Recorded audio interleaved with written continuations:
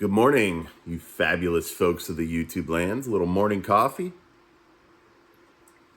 and morning chat. So, I'm going to talk a little bit about why I use tapping, why I use emotional freedom techniques, EFT, also known as tapping, acupoint tapping. There's all sorts of names for it, doesn't matter. It seems weird when you first see it. I've had people comment in videos before, why are you tapping on your face and talking? It looks ridiculous.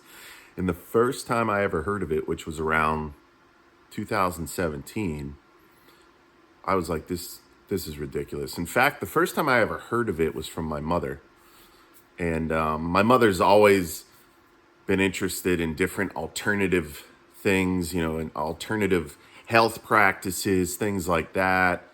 And she was actually the first person I ever heard about it from. She was telling me all about it. She was saying when you do this tapping, and it kind of went in one ear and out the other. I was like, whatever. I don't know what she's talking about. And then not too much later from when she was talking about that, I actually came across it, the tapping solution.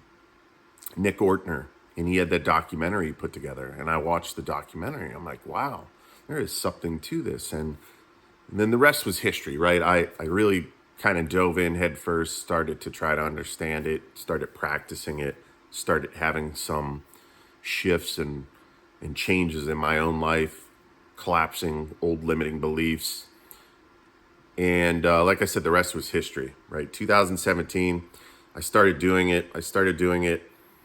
A couple times a week. It was hard for me to even get myself to do it because it was so foreign and new and different, and I didn't believe in it yet, right? And that's a big thing. It's hard to do something you don't believe in.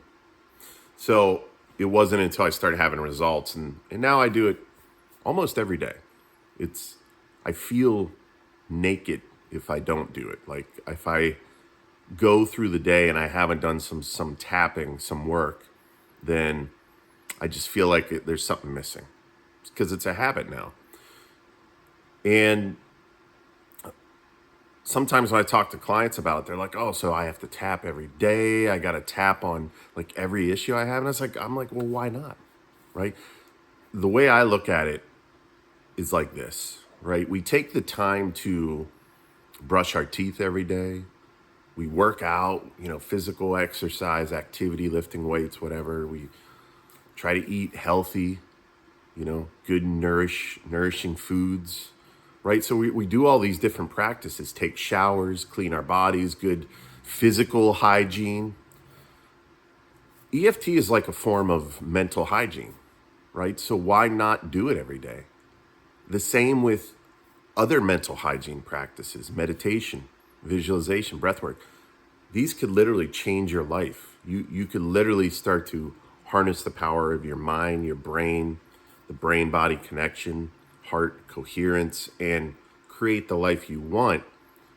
And these practices, I would say, are even more vital than exercise and diet, which they're incredibly important for health, right? Physical health, mental health. But I believe your belief systems, managing your stress, being able to sit down and create from thought alone is really the essence of what your life's going to be. And EFT is part of that. It's one of those tools. So why not have mental hygiene practices? You're doing all your other physical hygiene. Why not mental hygiene, right? You go to work every day so that you have finances, you have good financial hygiene, right? You work out, you eat clean, eat healthy, you clean your body, you clean the house, right? So mental hygiene practices are just as important, if not probably the most important, in my opinion. Anyway, so why EFT? I would say that probably the most important aspect of EFT, in my opinion, for most people is it helps you get out of your own way. And the only reason we are not living the lives of our dreams, we're not accomplishing what we want to accomplish. We're not getting what we want to get. We're not living in the health, the life, the career, the finances, the abundance that we want, the joy, the love, the excitement that we want to experience, is because we hold ourselves back. Why do we do that? The only reason we ever hold ourselves back is because of resistant thought. Resistant thought is typically coming from fear. It's coming from previous experiences, trauma, from childhood trauma and experiences, limiting beliefs that have stemmed from that trauma, from those old limiting beliefs. And so we hold ourselves back.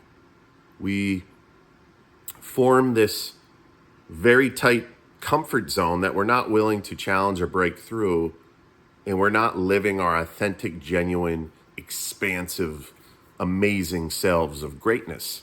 And so we're literally holding ourselves back by thought alone.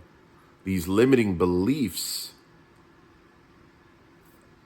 are essentially what governs our day-to-day activities, right? If you don't believe in yourself, you're not confident, you're not bold, you don't believe you're capable or good enough or worthy enough to do what you truly want to do, then you're not going to do it, right? And you'll have good excuses not to do it.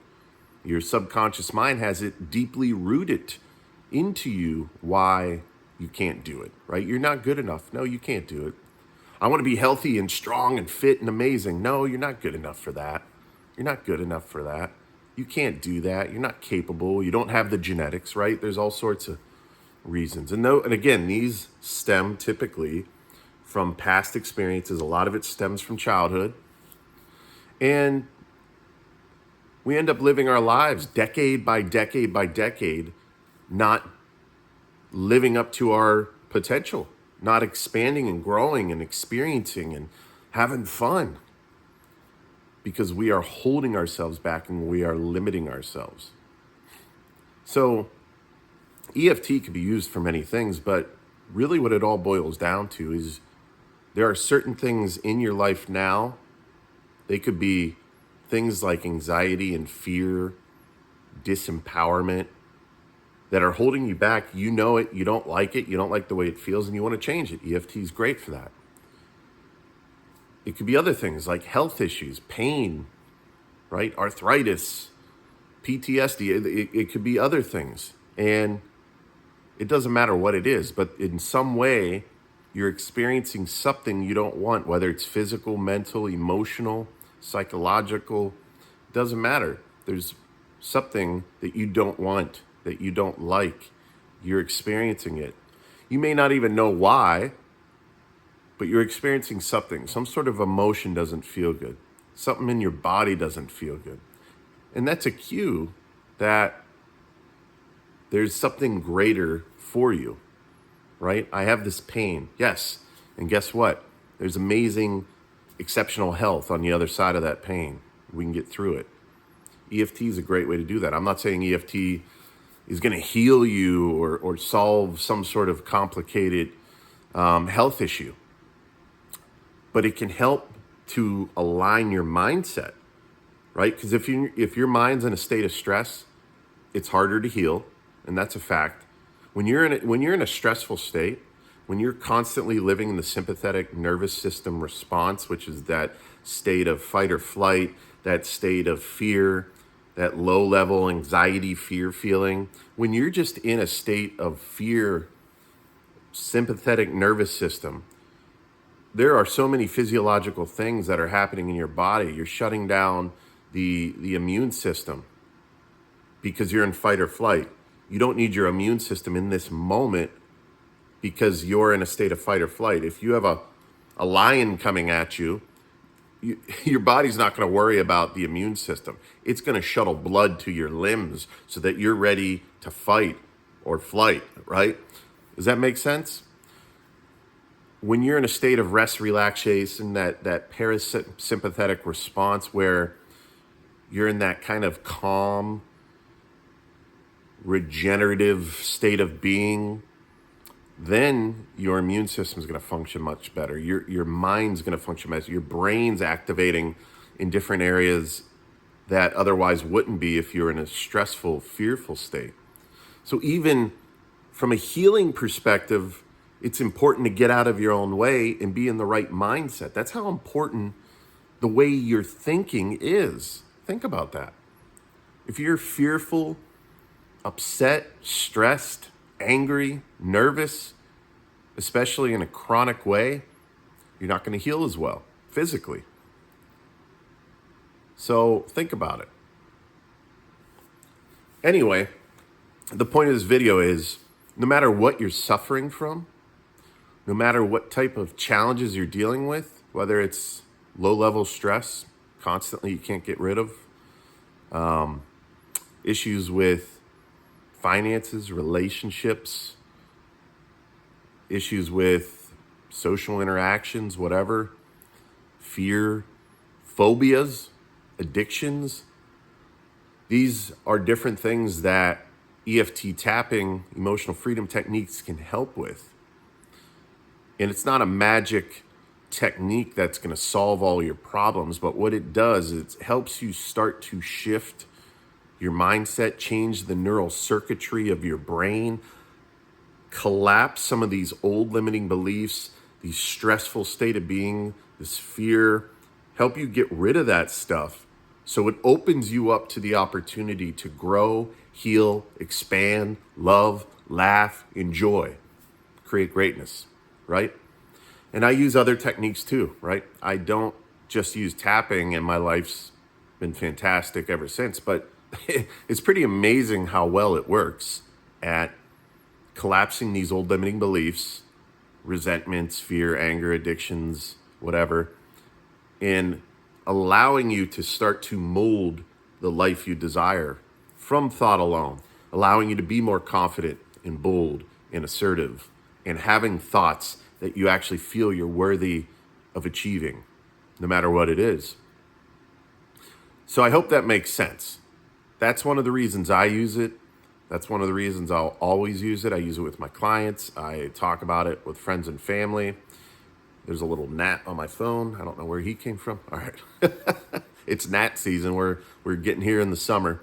Anyway, some of the other stuff I use that I think is vitally important that everyone should be using is visualization. Is so powerful. I've had experiences and manifestations using visualization on specific goals and objectives that have manifested in the detail and the way in which things have shown up in my life. Absolutely amazing. And I'll share some of those stories at some point. And I'll share a quick one right here. So my wife and I have twins. They're toddlers. They just turned 2 about a month ago. A boy and a girl. Bronco and Genevieve. They're amazing. They're absolutely amazing. And for many years, we've always wanted to have kids, and we never really made a plan as to when, right? We just knew we were enjoying life and having a great time.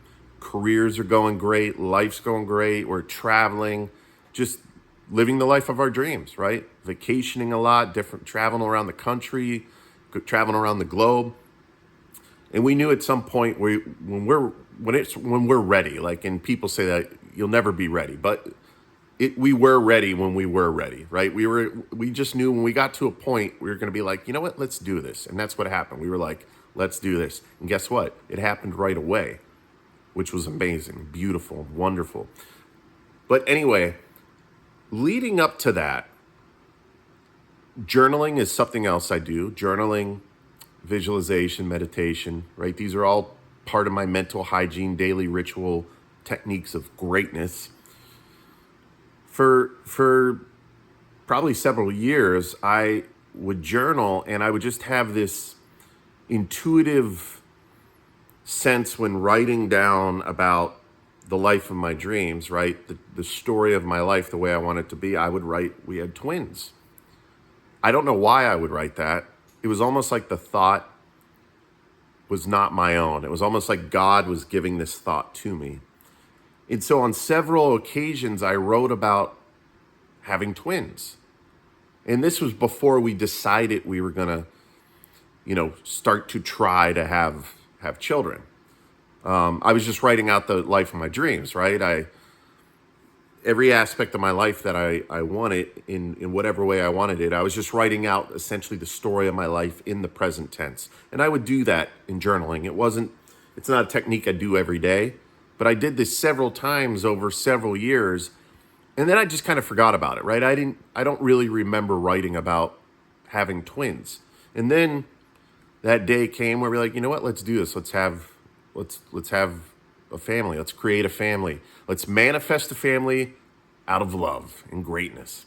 And it happened right away. And then we found out we had twins, and it was exhilarating and amazing. But it's funny because I don't even remember writing about it. I always kind of had this sense like, it'd be amazing to have twins. And we even talked about it'd be so cool to have twins. Imagine having two at once, right? And it happened. It happened. It literally manifested right before my very eyes. Now, the most exciting part of this, well, obviously having these amazing children, they're born super healthy. They're healthy now. They're amazing individual units of consciousness, these manifestations from God, from love. Amazing. They're amazing. But going back and looking at my journal and seeing where I wrote that a couple times because I had forgotten about it, it was like it just happened. That was like super eye-opening. I'm like, oh my God. And I had to share it. And I actually shared this with a group of folks earlier this year, and they were just blown away, right? And that's the power of visualization and journaling and like seeing, feeling, and believing what you want and not holding on to that end result, like not taking score of it. I wasn't taking score of it. It didn't matter if we had a single birth or twins or triplets. It didn't matter. We just wanted to create a family.